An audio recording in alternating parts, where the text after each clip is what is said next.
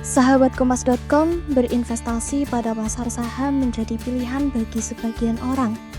Namun, saat pasar saham sedang mengalami tekanan, banyak investor khawatir harga saham terus turun. Tapi, jangan langsung panik. Yuk kita atur strategi agar investasi tetap aman. Menurut pengamat pasar modal Angga Septianus, penting untuk tidak terburu-buru mengambil keputusan dan jangan sampai rasa panik justru membuat kita rugi besar. Agar investasi tetap aman, berikut 5 strategi investasi saat market turun.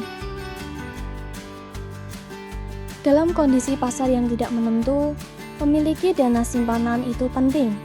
Jika tidak, kita bisa terpaksa menjual saham dengan harga rendah saat butuh uang.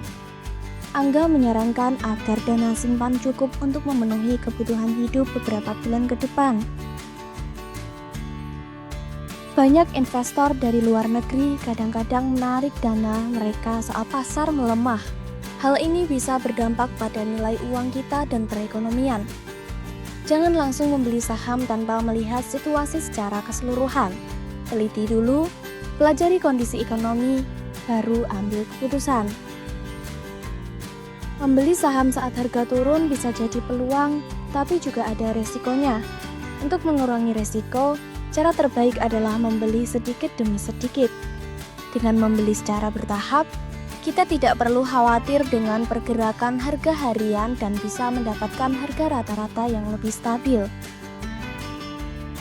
Dalam kondisi pasar turun, ada beberapa jenis saham yang lebih stabil dan tidak mudah terpengaruh.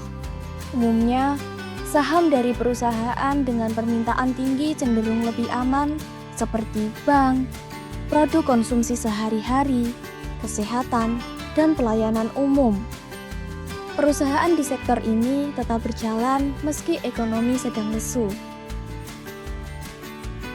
Masuk atau keluarnya dana dari pasar saham bisa menjadi penanda seberapa besar kepercayaan investor terhadap ekonomi kita. Jika dana masih terus mengalir masuk, maka pasar berpeluang pulih dengan cepat. Sebaliknya, jika dana banyak yang keluar, tekanan pada pasar bisa semakin besar.